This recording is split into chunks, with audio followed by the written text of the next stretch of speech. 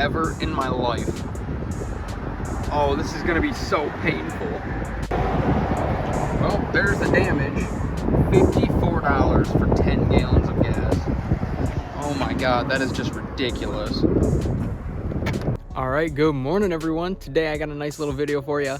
Today I'm going to be talking about what not to do when you modify your car. I'm standing in front of my 10th gen Civic Si right here, but I am not specifically talking about this vehicle. I'm talking about any car you decide to modify. Here are some things that you need to know before you start modifying your car. Number one, go into it with a plan, with a vision in your head about how you kind of want the car to be. If you plan on making it a track car, go into the project thinking about it like you're building a track car. If you want to build a nice daily that looks kind of cool, think about it like that. I've seen a lot of cars where people clearly didn't know what they wanted to do with it, and it doesn't come out the way they wanted it to. And I mean, that's just how it works. If you don't have a vision for your car, if you don't have a vision on where you want it to go, then you're never gonna go there.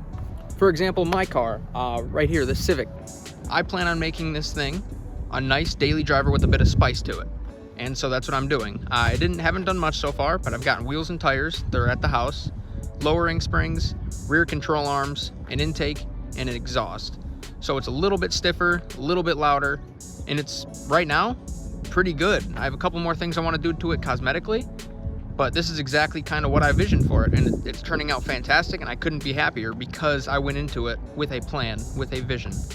All right, next up on this list, this is a very important one, is do not cheap out on your parts. Even if it seems like a pretty insignificant part, the cheaper you go, the worse it'll be, generally speaking. For those of you who have watched the Donut Media High-Low series, that's a great example of why not to cheap out on parts.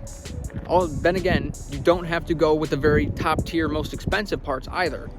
For my car, I'm, I guess, the middle car. If there was a high-low series, I would be the team mid, where I do good bang for your buck parts. I don't spend $1 billion on every part, but I also don't spend 2 cents. I don't go to wish.com and buy my parts there. When you buy cheap parts, they will bite you.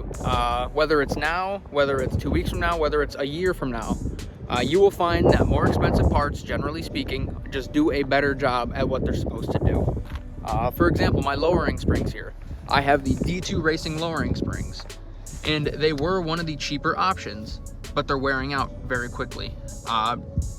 When I was doing my rear control arms, I was looking at the springs, and they're all super rusty and corroded, and that's due to the Michigan salt.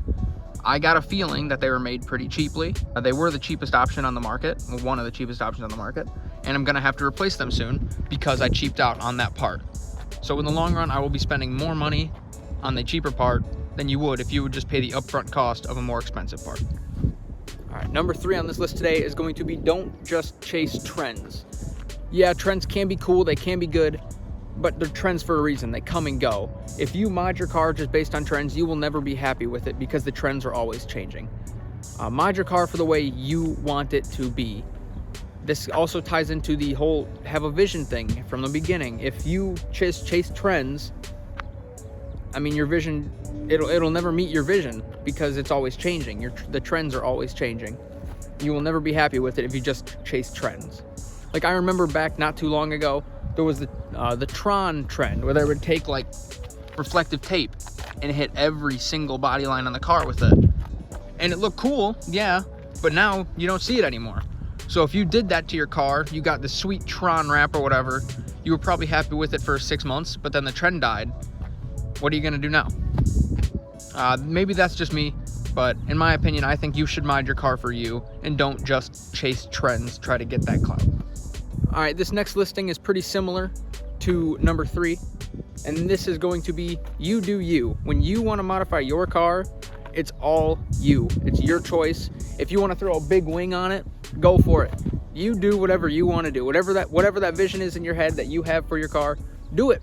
So what if people don't like it? It's your car.